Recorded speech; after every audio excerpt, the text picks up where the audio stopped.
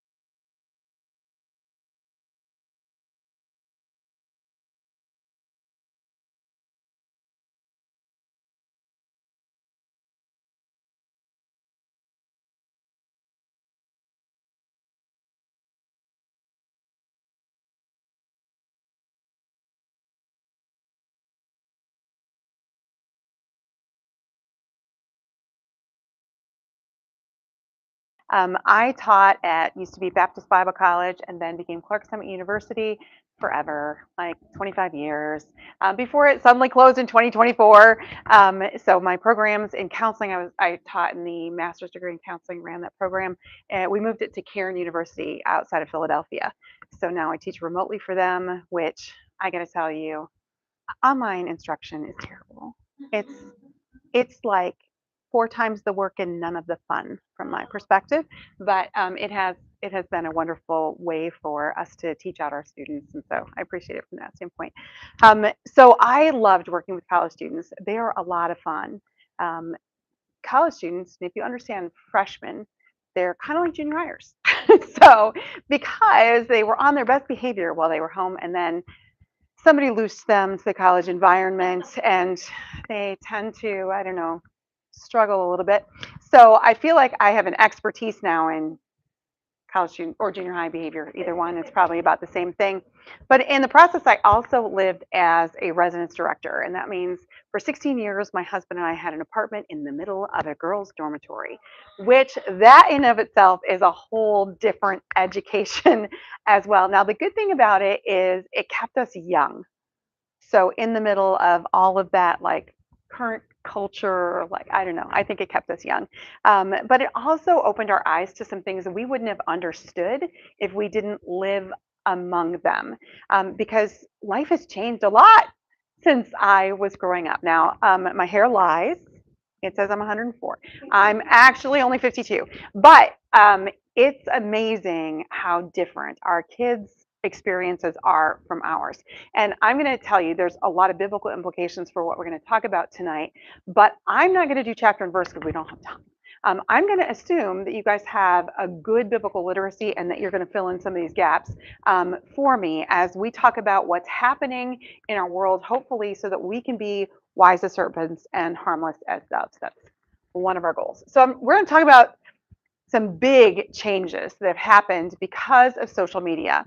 And when I talk about social media, I'm going to define this a little bit. I'm not just talking about like Facebook and Instagram. My husband calls it InstaFace. I'm talking about this digital world, which is now so much more involved than just traditional social media sites. But what has come out of this is a really dramatic shift in how even students understand and function within the world. So, first of all, we have a connectivity that is very, very different than what we were growing up. Now, I am the daughter of a Baptist pastor, and it meant I wasn't allowed to have friends. I mean, not ones that didn't go to my Christian school in my church. Like, I always thought it was funny that, the youth pastor would be like, hey, invite your unsaved friends to youth group. And we'd go, bah, what are those? We're not allowed to have those. But I had a very contained world, and my parents vetted the influences in my life in very significant kinds of ways. Like, if we met somebody in the neighborhood and we're like, it's okay, mom, they go to the Wesleyan church. Mom was like, have we met their parents? Like, she needed a lot more information before she was going to be okay with that. So, what we have now is communication that is far outside the vetting and control of parents and school systems and churches. It's way past that. And it in fact is all the way across the world. Your child can get on their phone and instantly be connected with a stranger from Lithuania. Like, just there's actual social media sites that are set up to just pair you with a random person around the world, and they can be dialoguing like that.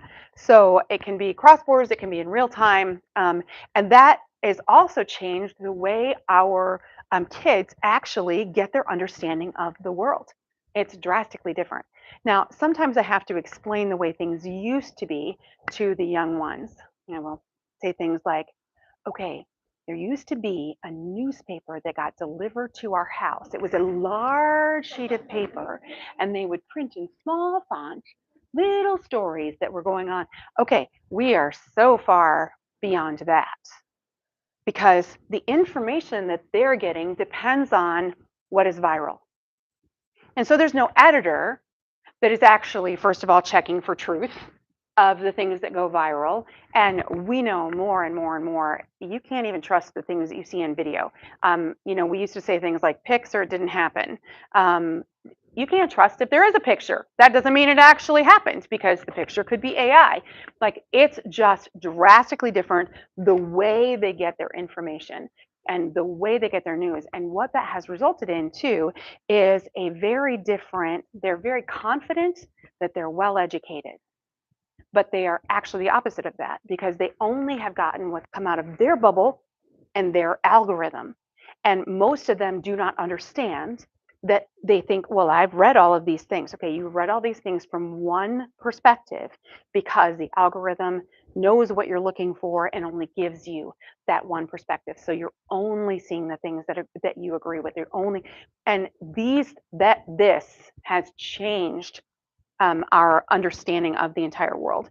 And then there's a rise in global activism. Like, more and more young people are identifying themselves as activists and they want to participate in aspects of social change.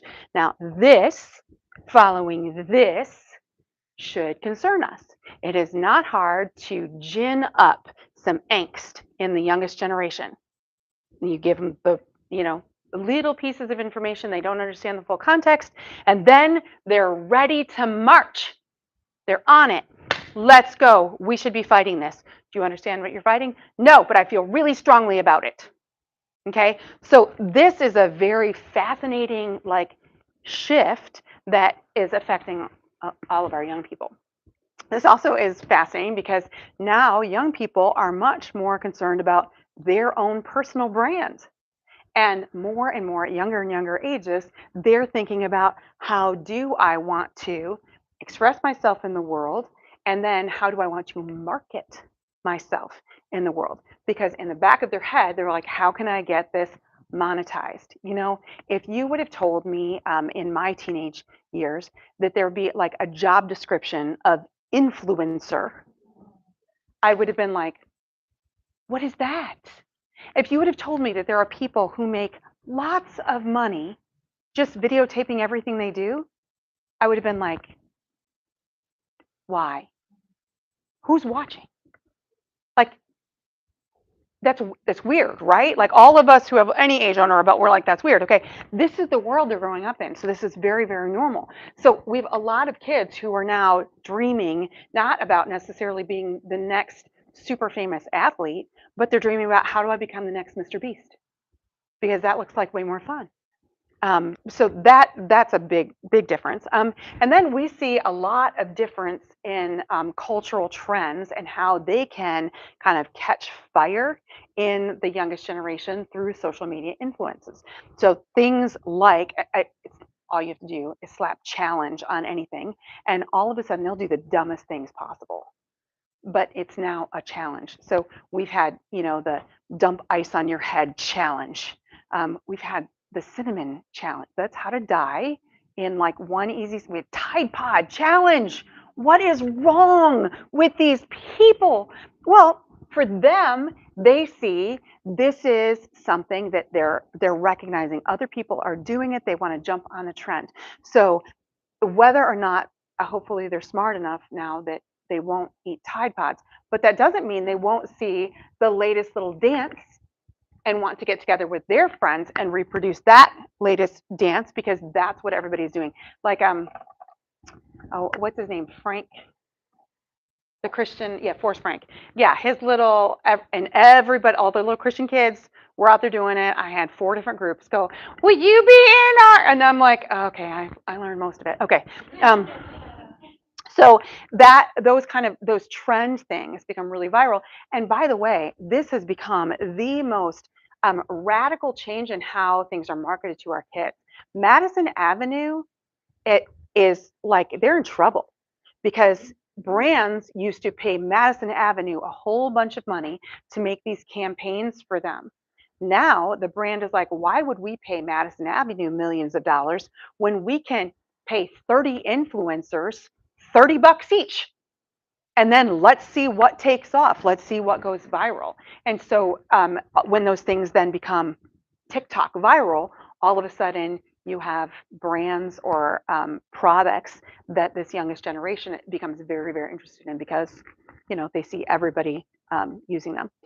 So that's becoming very normalized. And certainly we have issues related to privacy and security concerns because young people don't often have a sense of how insidious the influences out there can be. And there's a group that I've followed for the last few years, and it's a group of young moms who are very good at posing as underage girls and identifying and helping the FBI catch predators. And I watch those episodes and it makes me angry. Like I have an overdeveloped sense of justice. You don't mess with kids. Like it makes me angry.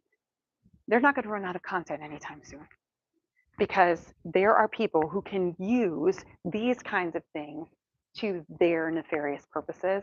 And most often, kids have a level of innocence where they just don't anticipate how that stuff can get misused. I'll give you a story. Young people sometimes. My daughter is a waitress, and she's now 19. But last summer, when she was working, she was 18, and she works at a pizza and wings joint downtown. It's mostly pickup. Like there's not a lot of room for eating in, so people order up their wings and they go pick them up, and my daughter will bring them out and smile and give them their money. Um, she had an older man who was like, "Hey there," and he starts being really kind of creepy, and he wants information about her, and she's like, "Oh, sorry, I don't give out that information to customers, right?" Way to go, babe. She gets home, I give her a high five. Way to go. The next day, she finds out that man called back, gets the 20-something-year-old female manager on the phone and says, "Oh, there was a waitress there when I was there earlier. She was wearing a lacrosse necklace. What was her name again? I just can't remember it." And this 20-something-year-old female manager is like, "Oh, you mean Bethany?" And I'm like, "Ah." And he's like, "Oh yeah, yeah, Bethany, yeah. When's she on next?" And she's like, "Well, she only works these hours because she's a high school student." And I'm like, "Okay, come on now. How many things are you gonna pass out about my daughter without thinking about the implications of that kind of thing. And that's just naivety. That's just somebody who has not seen the full ugliness of our world and doesn't know how to be vigilant. And our kids are often in that place. Now, there's some fascinating research when it comes to social media, and I'm going to like hit some highlights here that I don't know might surprise you, might not. It turns out the higher the amount of social media usage in young people, the less control in spending. All those shocked, right? Raise your hand. It turns out that marketing is working because then they see things on there and they think, oh, that is also a need I have. Like it's no longer just a want, it's important, etc. It's also related to binge eating. And that one I was like, oh, I didn't recognize, but it seems to be that instant gratification of so many different things that can happen in those social media environments can generalize to a bunch of self-discipline habits in very negative kinds of ways. Then we have a lot of effects on emotions. And by the way, some of the most damning research in regards to the negative impacts of social media, specifically Facebook and Instagram, actually came from research done by Meta itself that they hid for a while before it actually went out into the world, and especially for adolescent females, they found all negative impacts. They couldn't find the positive impacts from the usage. So we have increases in loneliness, which is interesting because social media was supposed to be this way for us to connect. It was supposed to be the answer to that loneliness, and it's not. It's creating even more loneliness. Frustration, anger, increases in depression, anxiety, impaired brain functioning. Wait a second. How on earth in the information age are we seeing lower and lower cognitive functioning? Well, it's because it's doing a lot of stuff for us. And we're not having to use our imagination. We're not having to be creative, and we're not having to use our social skills and things like that. And then this was fascinating research. Posting selfies worsens mood. So, good thing nobody ever does that very often, right? Like that's supposed to be a help, right? You're supposed to be like, oh, looks, I think I look cute, that I might delete later. Like, that's supposed to be like, see, I lived in the middle of this, folks. I know this stuff. Okay, it's supposed to help, and yet they're finding it doesn't actually. This quote: overall, however, shared content does not have to be explicitly boastful for envy feelings to emerge. In fact, a lonely user might envy numerous birthday wishes his more sociable peer receives on his Facebook wall. Equally, a friend's change in relationship status from single to in relationship might cause emotional havoc for somebody undergoing a painful breakup. So it's not like even the over the top stuff. It's just like normal life kind of stuff that can be very upsetting to young people because of that comparison where they go, everybody else has it better than I do.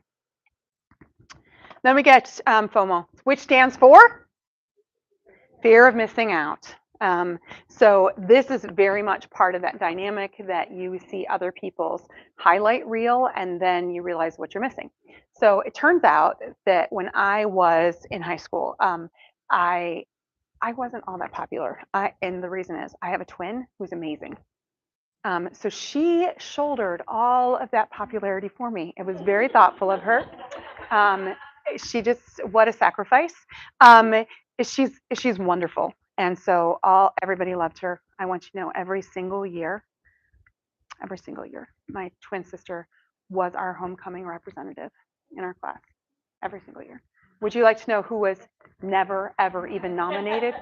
Not once. I didn't understand this as a teenager. Now I know there's a verse for that. It says, where words are many, sin is not absent. And my mom thought that should be my life verse. There's reasons, okay? So it turns out I wasn't super popular when I was in high school. The truth is, I had no idea how many times I wasn't invited places because I didn't know what was happening. But I want you to know that people today know every time they were invited someplace because there's pictures everywhere of it. And all of that creates so much isolation, so much feeling left out. Now, often it doesn't give the rest of the story. Like even something where they were like, "Oh, we were going to ask you," except they don't know any of that stuff. They just know everybody else is connected and cared for and not me. And then this also has a negative impact on gratitude. So they find the more of this that people are exposed to, the lower their appreciation, their gratefulness to God, to parents, to whatever is good in their life. It goes down because, again, sure, I got that, but they got that. Like, so it really does undermine that platform of gratitude. Obviously, we're not surprised that this has had a negative impact on body image. Like, nobody's surprised by that. What people are often not aware of is that they're not even being compared to real situations. We used to work really hard on the right angle for our pictures, the right outfit. Nowadays it's different. The emphasis is very different than it used to be in my generation. My sister and I used to come out and go, "Does this make my butt look fat?" And we were hoping it didn't.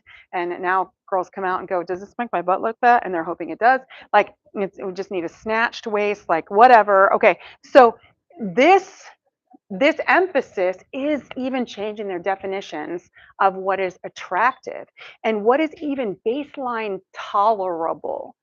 And this effect, even though obviously there's some specific effects on females in a desire for thinness and a increased eating disorders, guys, I can't get over this one, increased adolescents who want to be on GLP-1s. Adolescents. Now, if you know anything about GLP-1s right now, there's very little research that suggests that once you go on them, that you will ever be able to go off of them, like without putting back on the weight that you lost. So when you have an adolescent who is like, "You don't understand. My life is ruined because I'm not as thin as everybody else. I really need this." That is signing up right now. That is signing up for a lifetime of medicalization. That's what that future is. But there's that much pressure that we're seeing more and more of that. We're seeing more drives towards plastic surgery in both males and females. Now, this is where there's more and more visual pressure on males because of social media as well. So that pressure to, you got to be bulky, you got to be able to post your gym pictures, you have to be able to define all 8 abs, however many there are. Like, if you knew my husband, you'd know I have no idea. he's fluffy. So however many there are. You know my husband. And so within this, like the more they're in this digital world, the less satisfied they are with their God-given bodies. And there's no appreciation for the diversity that God makes in bodies. There's just an ideal. And if you don't fit that ideal, you are significantly less than. And it's not an entirely new pressure, but it is a lot heavier than the pressures that I had to deal with in my youth. Like, it's so much stronger because I just had to deal with the girls around me. They're dealing with girls all over the world that are filtered, and they don't even know if they're filtered. Or now, who knows? They might be just entirely AI, not just filtered. So this is a huge negative concern, which brings us to the joy of doom scrolling. Can anybody define doom scrolling for me? Girls, can you in the back? What's doom scrolling?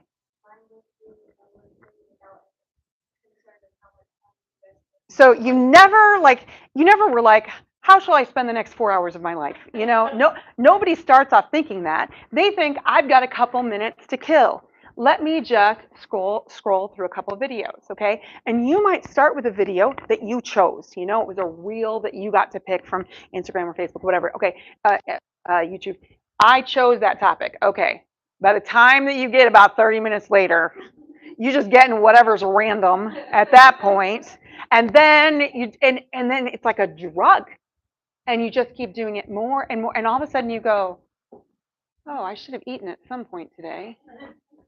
All of a sudden you have lost the productivity of your evening. And in losing that productivity, you've lost a lot of good stuff. You just don't know what good stuff you lost. And I think there's probably some things that we as adults can understand, like that Netflix. Are you still watching? You know, thing. We understand that, but this is something that is always with them. It's not just like, well, I sat down to watch Netflix and I watched 5 more hours. This is always in their pocket. They sat down to do anything, and then all that time gets filled up with just random after random after random after random after random. So, yeah, some individuals may develop addictive behavior related to social what, including distraction, decreased productivity, and neglect of real-world responsibilities. Yeah, tell me more. And this is the part that this has me really messed up right now. And I've done a little research on this in the last 4 months, and I was going to do an episode that got into more of this on my podcast. I'm not ready yet because I honestly can't cope with what I've discovered. So, what is happening in regards to AI that has changed so dramatically just in the last couple of years? Okay, so I'll tell you my first like true introduction to AI came in a professional development session in the fall of 2023, and they were like, "Hey, teachers, you should know that ChatGPT is a thing." And we started playing around with it, and we were like, well, that's fascinating. Oh, look, we can put in these little instructions. Write a lesson plan for this topic, and it goes boom, here's some ideas. Okay, that saved me some time. That was lovely.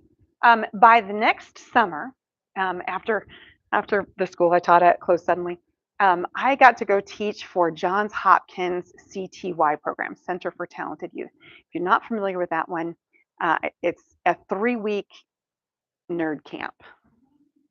Okay. So they take super smart, like 13 to 17-year-olds, and they drop them on a college campus, and they do class for over 40 hours a week for one class for 3 weeks straight, right?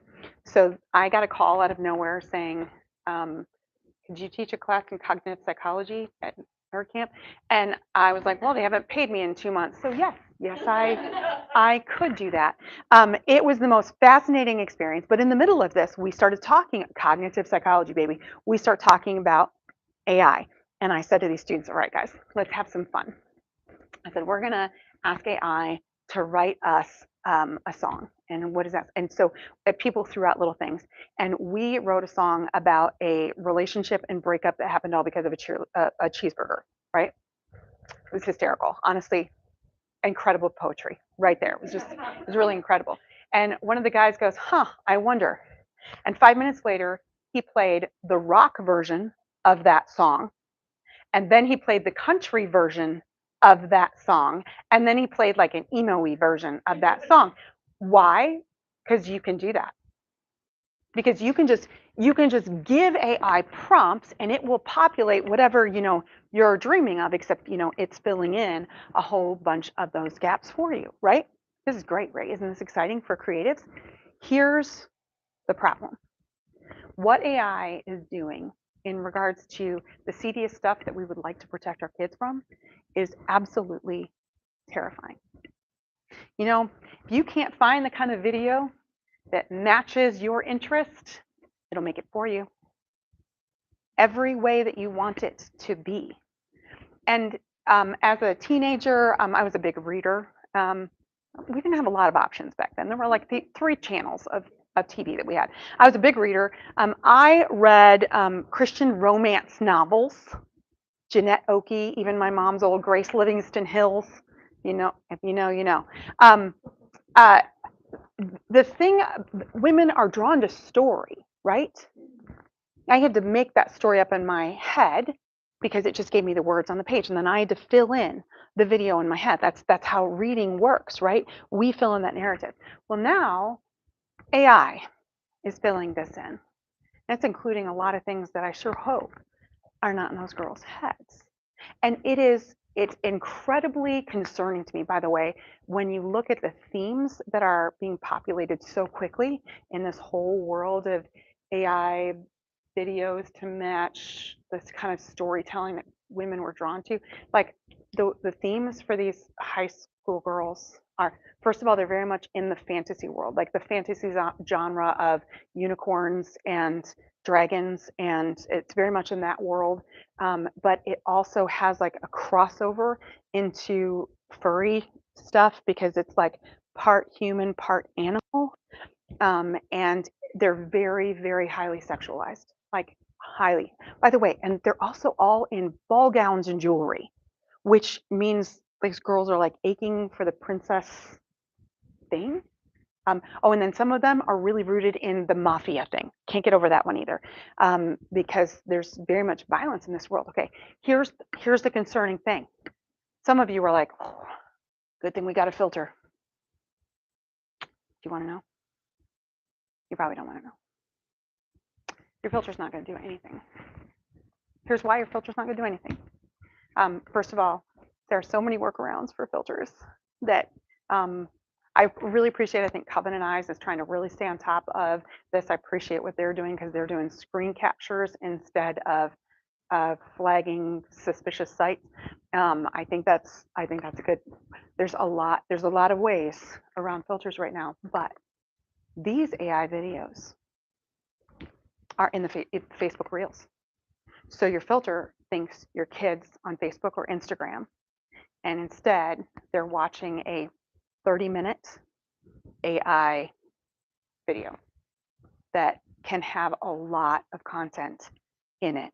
Like there's not much that's stopping the filthiest things in those reels. So Meta is like, no, that stuff's not happening, guys. It's happening, and also it goes hunting after people too. You don't have to go looking for those. It's just one of those times when you're doom scrolling, it's going to be a video. And if you watch that for a couple minutes before you go, oh, not that, it's okay. It already knows you watched it for a couple minutes. You're going to see more. It's going to shape to that. So this I have real concerns about where this is going and what it really means for our kids' biblical sexual ethic, for their understanding of relationships, for what they now begin to expect from the opposite sex, and think is a very normal part of relationships. This stuff has me real concerned about what comes next and how do we even address this.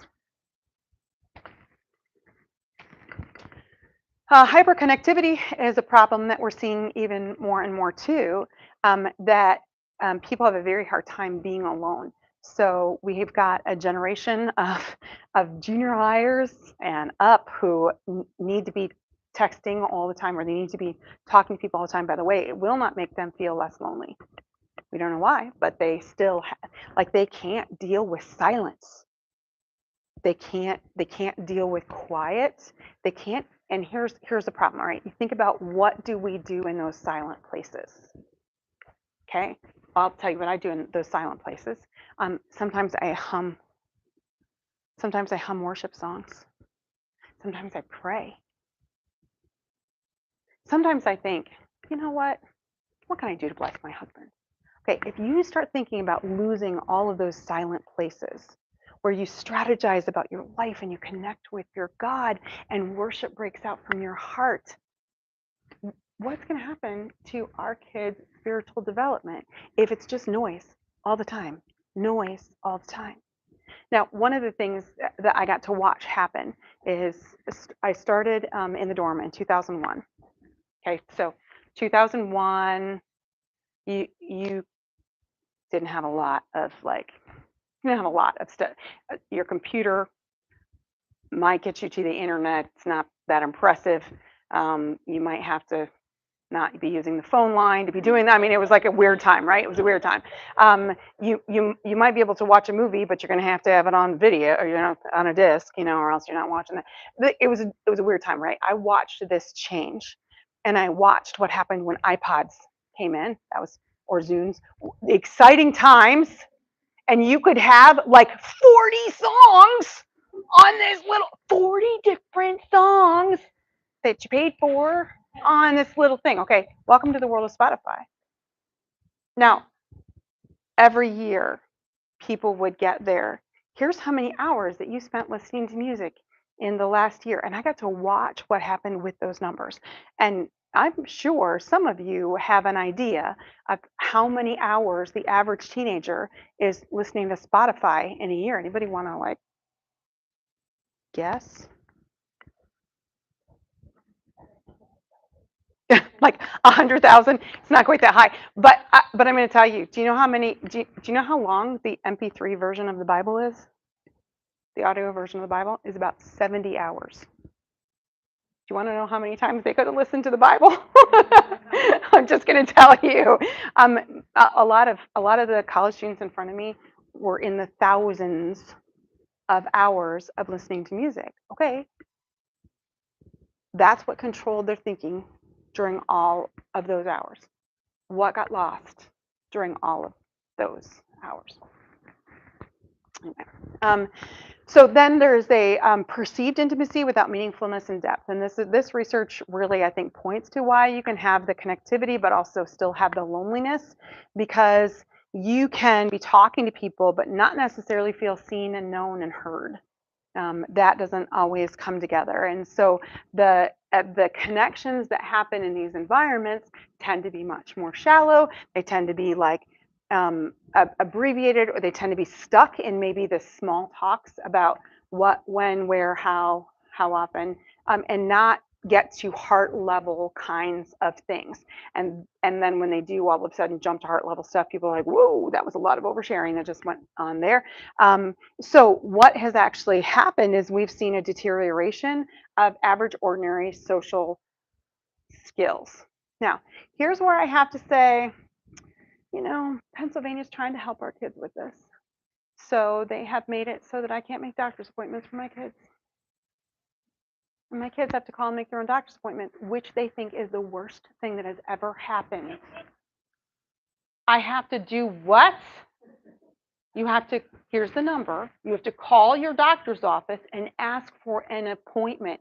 How do I do that? You call the doctor's office and you say, hi, this is my name. I need an appointment with this doctor. Like, that is an overwhelming kind of idea for a lot of teenagers and young adults. Why? Can't we just fill out a form online? Probably sooner or later they will. But again, what have we lost in the process of this? So this has been just a really dramatic shift, and it's come with things like they don't know how to make eye contact. It's very weird. They don't know how to ask. They don't know how, conversation is an art form. So here's how conversation is supposed to happen. You serve up a topic to the other person, and they return it to you with another topic, right? And people are like, yes, no, okay, give me another one. Like this is a concern, and then of course the poor grammar and spelling that comes with all of those things. Cyberbullying has become a substantive problem because there's no escape from the harm. And when we had to deal with people who were mean to us at school, the good news was that we left school and we went home. When we got home, we got to our oasis and we didn't have to deal with any of that. And also, the people who mouthed off at school didn't have influence on anybody else during that time either. So cyberbullying is inescapable. It's inescapable, and it has a much farther reach than bullying ever did before. So it's very fascinating to note 42 to 68% of teens report being a victim. Wait a second. If more than half of teens are victims, what's the problem? Well, the problem is that even those who are victims in one environment can become bulliers in another environment.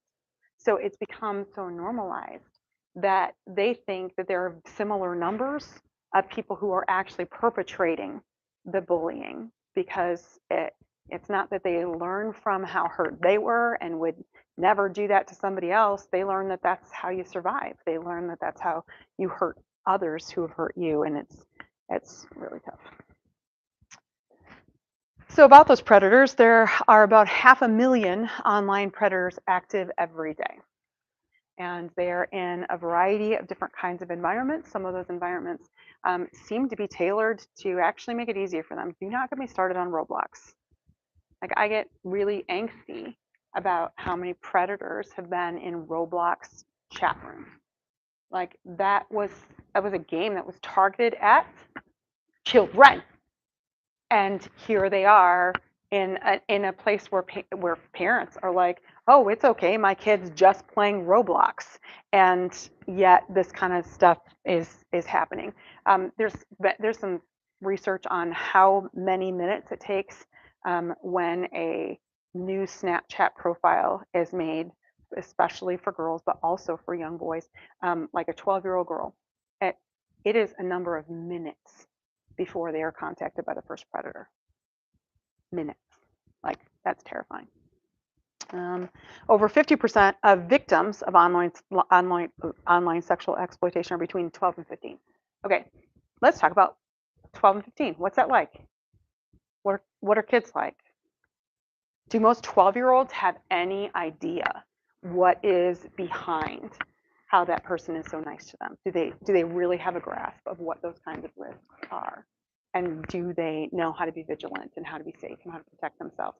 And then you add into it, that is the time period that it's very common for kids to become a little disconnected from their parents during that time. You get the hormones of puberty like coursing through their systems, and all of a sudden parents get so stupid. I don't know what it is about kids' hormones that make parents so stupid, but it's that time period that is often tough, and they're dealing with all of this angst inside of them that they don't know how to deal with, and that gets sometimes channeled in very, very unsafe kind of environments. So in over a quarter of reported, and this ticks me off, over a quarter of reported incidents, the predator will ask for sexually explicit photos of the child, like nearly instantaneously. 40% of children actually remove privacy settings that could be set because they want to reach more friends. I just wanted to have more friends than my friend has friends. It becomes a little bit of a competition.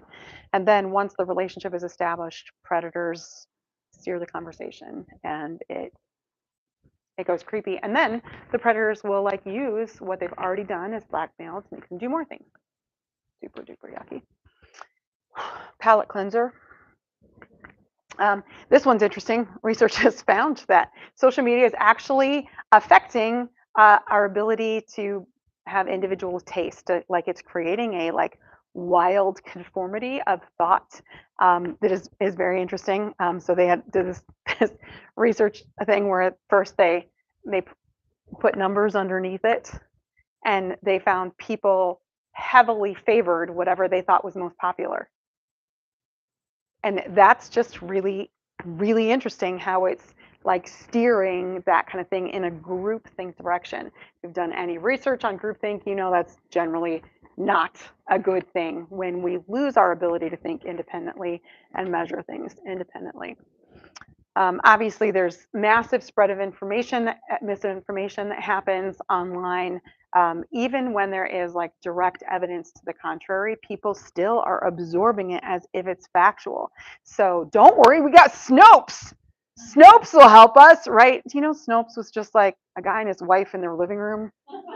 Did you know that? That's what Snopes was. That's their fact checking. So the truth is, somebody needs to fact check the fact checkers who are fact checking other fact checkers. It doesn't solve it because everybody's coming at things from without full information. Like most situations, we don't have all of the details about everything. So we're only responding based on the limited amount of information that we have. And this distorted stuff can create absolute falsehoods. So I always used to start classes with whatever our topic is tonight in the news. So marriage and family in the news, let's discuss. This week, they've given us a gift of a silver platter about this, because there's been, I don't know, this court case. What's that court case? That everybody has really strong opinions on. And like there were people who are so confident they know exactly what happened and it was definitely his fault. And there are people who say they know exactly what happened and it was definitely her fault. And they're both wrong because it's a psychologist's fault. Just tell me. Yeah, like we have this little bit of information, but boy, does everybody have strong opinions about what's going on. And this one ought to blow your mind. People are 75% more likely to believe a post that includes a URL, no matter what the URL is. Like the URL could be like, I made this stuff up. And they'll still believe that just because it has a URL attached. By the way, I didn't make up that URL.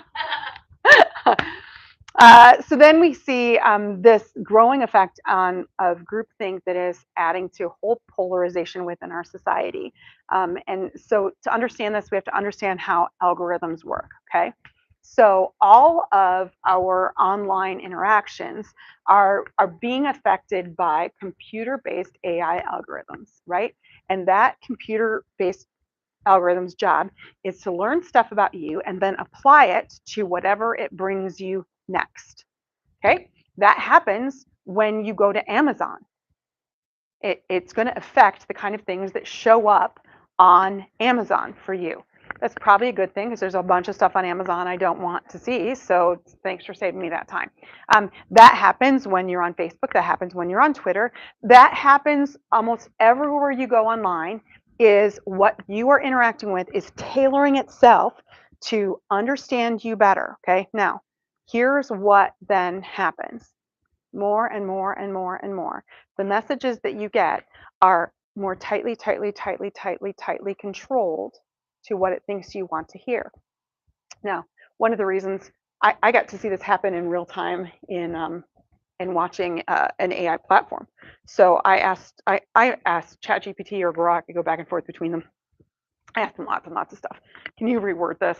Can you give me 4 action word learning objectives for, because we get very hung up on what those action words are. I have thoughts about some of this stuff, but anyway, so I'm always back and forth, but almost every single one of my prompts to them comes with the from a biblical perspective, right? Like, so almost every time that's part of my prompt. Okay. So I was working on something for a lecture for one of my grad classes, and I said, can you tell me about this historical event related to critical race theory? And all of a sudden I'm getting from a biblical perspective. And I'm like, I didn't ask for that in this particular situation. But it knows it's usually what I want, so I'm sure it's what I want now, right? Okay, this algorithm learning thing is making it so there are people who have never even heard stuff that is always on your feed. Like they've never come across it ever. They don't even know it exists. So when you see videos online of some man on the street interview, right? And somebody walks up with a mic and says, well, what do you think about that? And they say something and you go, what are they smoking? Where are they getting that from? Like, what are they talking about? Well, you just learned something about their feed. But there are a lot of people like that who have never heard any of the other side of any situation. I see this stuff about the Gaza-Israel stuff, where there's people on one side who've never heard the other side. And the same thing is true of the other side, right? We get this on the Republican Democrat stuff all the time. Like we get this on fascism. That's my favorite one, is everybody throws out fascism. They're all talking about different people, right? So we are getting more and more and more divided as a country, and everybody is more certain that their position is the completely right position because they're getting zero exposure to any of the arguments on the other side. That's not making us smarter. So my favorite part of that, I watched one of these interviews, and this one is like, what are you talking about? We have concentration camps in the U.S. right now. And this person is like, what are you talking about? Like, we don't have concentration camps. Yes, we do. Go educate yourself. Well, can you tell me about where one of these concentration? They're all over the place. How do you not know this? Can you show me? Can you look that up? No, it's your job to educate yourself. Okay, we're not getting closer together when we are this wildly entrenched. We're entrenched in this way of thinking, and we're not recognizing that that's partly because of the algorithm that has shaped itself around us. Okay, that's not teaching us critical thinking, folks. Critical thinking means we ought to be able to be exposed to things that we disagree with. We ought to be able to hear those arguments, understanding those things. We ought to listen. I don't know, maybe at some point we might change our perspective on something. Imagine that. And I say this as somebody who is a very strong proponent of Christian education, very strong proponent. Our kids in Christian education need to know what they're learning over at the other schools. They need to know what that whole thing about evolution is. If they've never heard the word, they're not prepared to face a world that is out there that has only ever been taught that. They don't know any of the arguments. They're not ready to contend with it. So this part for me is a big concern. If we create an echo chamber, even if it's a Christian echo chamber, it's not good for us. We will not be good apologists for the cause of Christ if we don't understand what is the worldview that is out there. We don't understand their arguments. Well, abortion is another good illustration of this. You need to understand what makes them say the things that they say. You don't understand that they will go like, well, it's a parasite. You won't know how to counteract the difference between an actual parasite and a baby. Like that's we've got to be able to contend with it, and hiding in an echo chamber is not going to bring that about. So this is and this is for me a huge concern. Influencers are not vetted. I'm really grateful that my parents were very careful about the people that they brought in to speak into my heart and my life. I'm really grateful for all the years. I graduated from a Christian high school. I went to Baptist Bible College. And it wasn't until I graduated from Bible college that I ended up in my first true secular environment, because God sent me to work at Sears Auto Center, which was a fascinating life experience. I was the only female in the building, which was great. I got my own bathroom. I heard lots of words I had never heard before. I had lots of expressions. I discovered that any one cuss word could be used as any part of speech, which is a very weird. It can be used in a negative way or in a positive way, which is also weird. Like there's a lot of weird things that I came across at that point, and I was very much ready for it at that point. My parents sheltered us. And I thought that that's the way I was going to raise my kids. And I remember when my son was, I don't know, like 8 or 9, he was sitting down playing a video game with my husband. And in the background of this video game, I was hearing words that I learned at Sears Auto Center. And I'm like, does my husband not realize these are in the background of this? Why is my son hearing these words? And I was like, sweetie, could you go play for a little bit so your dad and I can talk for a few minutes? Thanks. Okay, good, awesome. And I was like, honey, do you not hear those words? And he said, well, no, he's going to hear them at some point. What he needs to understand is why we don't use them. And I was like, okay, when I get to heaven, I'm going to be wearing a t-shirt that says blame it on him. I was like, I will follow you, okay. But I bend towards, I want to hide my kids. I want to hide them. I want to wrap them in bubble wrap and keep them from a world that is so hostile to purity and innocence and the things of God. There's no way to do it anymore. What I appreciate is my husband was ahead of things in a way that I wasn't. Because as soon as we were like, oh, look, they're in high school now, they should be able to text their friends. We did not know all that was going to come with that. And this is a huge problem. These influences are in our kids' worlds. They're in their ears. They're in them all the time. And that power is something that we're going to have to, I don't think we can make it all stop. I don't think that we can do that. We can do our best, but we have to make sure that we have put the right things into their ears as well. We have to really work hard on the helping them filter through those things. So what has happened is, honestly, I've watched some programs that I never wanted to watch. One of them was Disney's Descendants, zero value for Disney's. I a negative value for Disney's Descendants, just in case you wondered. This is I don't know how many years ago did that come out? Probably 10 years ago. Okay, so my daughter was like, "Mom, can we please watch it?" And I'm like, ugh. And then we started watching it, and I was like, I started twitching a little bit. I watched that with my daughter so we could discuss it, and I have ended up joining her in some of the things that have interested her, even when they didn't have interest to me, because then we could filter through, okay, what's the message here? What's a good message from this? But what's the subtle negative message? What might you miss if you weren't paying attention?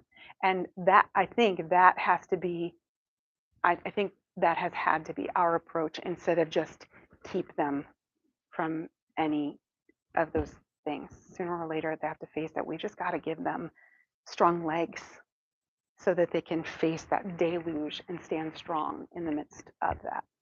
All right, thoughts? Anybody? Let's discuss.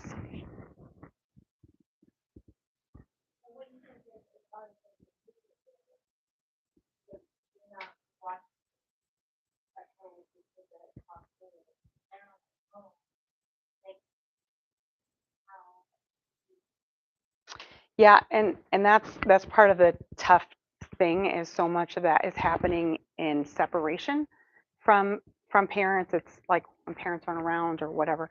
Um, I'm going to tell you, there's some things I'd do differently if I wouldn't have known then what I know now. There's, the, I will say, Beth had wanted Instagram for a really long time, and I can't remember how old she was. I think she was like 16, and James was like, "Okay, let's let her have Instagram." And like 2 days later, the research from Meta came out about how destructive it is for teenage girls. And I sat down with my daughter and I said, "Remember how we said that you could have Instagram?" Change our minds. So here's why. And I laid out the research and I said, here's what this says. And so even though 2 days ago we thought this was a good decision, right now we don't think it's a good decision. And so we're gonna put a stall on this. So there's things that we recognize very quickly and undid, but there's other things that were bells that were difficult to unring. I can tell you one of the things that I wish we would have done with all of them is to have specific times for phones and not for phones. There's no reason for you to take it to your room. There's no reason, there's no reason for you to be on it after 10. Like I wish we would have had a little bit more structure to that because there were some things we didn't see coming. We just didn't, we weren't ahead of that. And that made things a little bit more messy. But I tend to, my daughter's 19, I will pop down on the couch next to her and say, "What you watching? Let's talk about it." And we're now in the relationship level where she sends me reels. And for a while, I would just like, someday I'll catch up to the 19 reels she sent me in the last 4 days. Um, I have learned that it's a whole lot better for me to go, she cared enough that she wanted to involve me in that. So now I'm going to respond to it. And I've had to learn that because at first I'm like, I don't want to watch. But it's been really valuable for me. And now when there's something meaningful, I know she's going to send it. She'll send me the silly cat things, but she will also send me the more meaningful ones. And I don't want to miss that part. So yeah, I think that part of it is we have to come to them, and and we've got to get plugged into what our kids are watching. And I know that there's a, I don't know if I want to know. There's a hesitance for most parents to go, I'm just going to pray. like, but in the middle of that, we're going to find out a lot about what's shaping their values. Well, here's another one that happened this year. she was like, "Mom, you want to watch an anime with me?" No, not ever once. Okay. She's like, "But would you?" Okay, fine. So we've been watching this anime, and she's like, "Don't worry, this is one of the good ones." And I'm like, "Oh, there are good ones. Who knew?"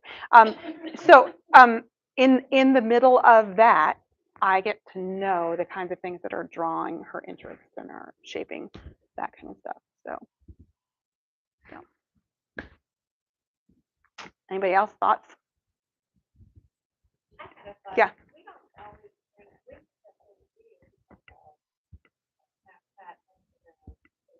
Yeah. Yep.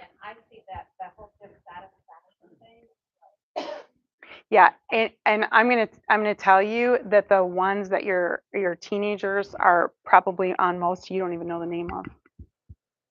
Like there's so many that and they change so fast. So they get hot and they blow up and then everybody kind of moves on to something else. Like I could rattle off, probably 10 relatively easily that have come and gone, and they're not as hot anymore. Each generation, and not even each generation, but each like it seems like each year, there's something else, and they're jumping to a different one, and here's the advantage.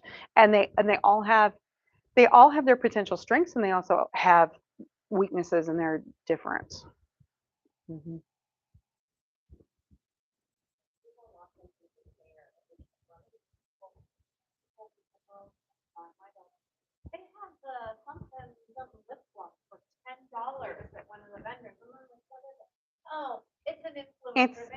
It's on TikTok. Yep, yeah, and those products, it's insane what happens with those products. If you can go big in the TikTok shop. You have. Hmm.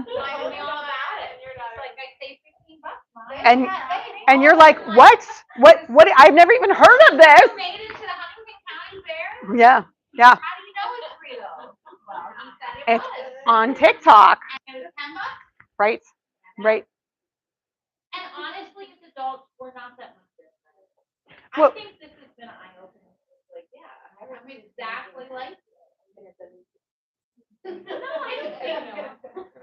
Well, I think, but if we recognize those potentials in us too, then hopefully we become wiser consumers, taking what is good and leaving behind what is bad. A few months ago, one of my former colleagues at CSU, it was the funniest thing that ever happened. He did this huge dramatic thing, and he was like, I'll be stepping away from Facebook. So if you need to get a hold of me, this is how to do it because I've just this is just negative, whatever. Okay. So there was a land speed record for how fast before he was back on there saying, okay, I'm back because I missed out on a funeral. Like like it was Harris. It was so fast, and I was like, oh, okay, that was like 2.5 days. Like okay. So the truth is, there might be things that are important to us in an environment. We have to decide how much we want to be controlled by that or use it as a tool for the positives without taking the destructiveness.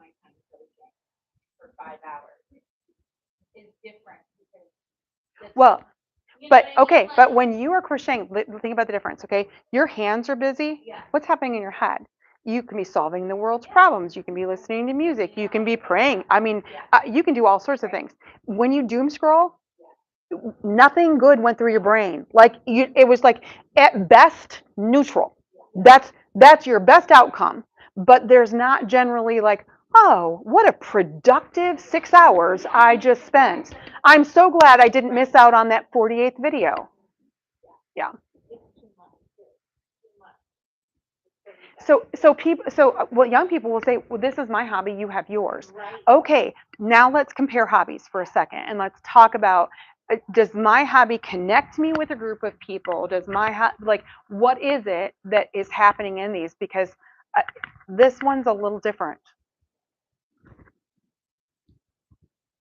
Somebody else, thoughts?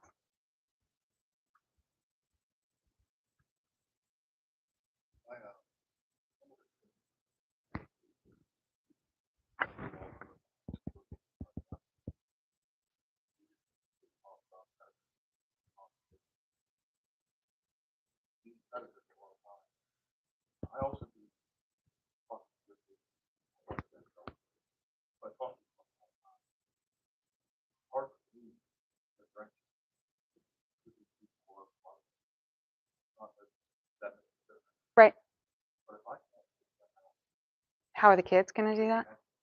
Mm.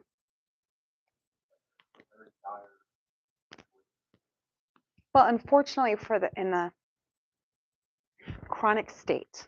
So there are those who will say there is no fixing pedophilia. There's no fixing it. They'll say that because outside of Christ, I get it. I get why they think that there's no fix because outside of Christ, we haven't found one. So the chronic state means they refine and they refine and they refine and they refine. So by the time you get to people who actually get caught, you're generally talking about people who have been decades in the making. And that is what makes it sometimes difficult to spot them. And sometimes, I mean, the headlines kill me. And by the way, it used to all be headlines about male predators, but the women apparently felt bad about that. So they've been catching up. The female predators in the school system, and I'm going, excuse me, how in the world, what is happening in our school systems that we keep hiring these people? Like they end up in places of trust. And if the adults are trusting them, absolutely the kids are going to trust them. And then they're going to find their group online that's going to say, no, this is fine. And and if you haven't watched that happen over the last couple decades, I mean, you're not supposed to use the pedophile term because that's pejorative. You know, you're supposed to use minor attracted person. Okay, I have some strong moral opinions about this. And you're not supposed to. That's judgmental. You shouldn't be judgmental. And also, we have to talk about consent. And if we corrupt the kids with enough stuff about sexuality, then we can blame it on them anyway. So I that's the only way I can justify why we feel like sex ed starts in kindergarten. Like, why do we have to expose kids to this stuff at such a young age? And I believe that there are people who want to take advantage of that in children, and that's why. Because other than that, why can't we let kids have some stinking innocence? Anybody else? One of the things you touched on a little bit earlier when you were talking about body image, I mean, like you said, and you did touch on it a little bit. You know, generally when we think about body image, it's maybe on the generally you see a lot of people, you know, not only just filters but editing their photos, doing it and that, got whole AI kind of popping out. One of the things that's really stuck out to me lately is there's a rise in young men taking steroids. Hmm. Steroid, anabolic steroids, things like that, because you've got different influences and stuff like that. That while they may not be directly pushing steroids, they're pushing that lifestyle. You know what I mean? And you know, see all the stuff cool. Oh, I want to be like that. You know? I want to look like that guy. Like I want to, yeah. that, you know? And, It's one thing leads to another, and you see. And they work out and go, why don't I look like that guy? Well, there's a reason. Yeah. You're seeing a lot of And 16 and 19. and then now let's go downstream a little bit, okay? Because 5 years from now, when all of the women their age have been consuming a steady diet of fake AI male bodies, then all of a sudden we're going to see what the females have been contending with porn for a long time. Like now these women are going to be like, ew, I don't think so.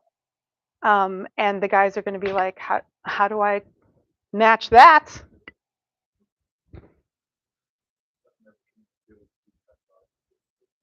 Yep. Yeah. Yeah. I think we're seeing the rise, the absolute collapse of the birth rate in the United States, the rise of the singleness, the childlessness, the dysfunctional relationship thing, and it breaks my heart because I think marriage is awesome, and I'm like, come on in, the water's fine, like everybody should have a happy marriage like mine. But these young people are having a very, very hard time finding that. And part of that is the education that they've been getting online that has taught them exactly opposite kinds of things. So it teaches men what women are like, and they're not like that at all. And it teaches women what men are like, and they're not like that at all. And so then they like meet in real life and go, oh, like you're weird. Or maybe they're normal.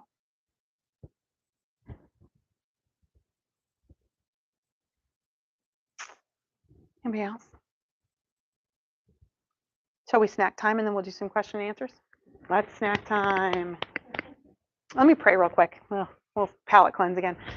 Father, I am so grateful that this is your world. And as much as Satan is infiltrating so many different areas, and we know for sure he's going after our kids, we are so grateful that greater is he that is in me than he that is in the world. So I pray, Father, that you would help us as churches raise up strong families and as families raise up strong kids. And I pray that you would pass on of faith in a God that will be unshakable no matter what Satan throws at them. And I ask that in Jesus' name. Amen.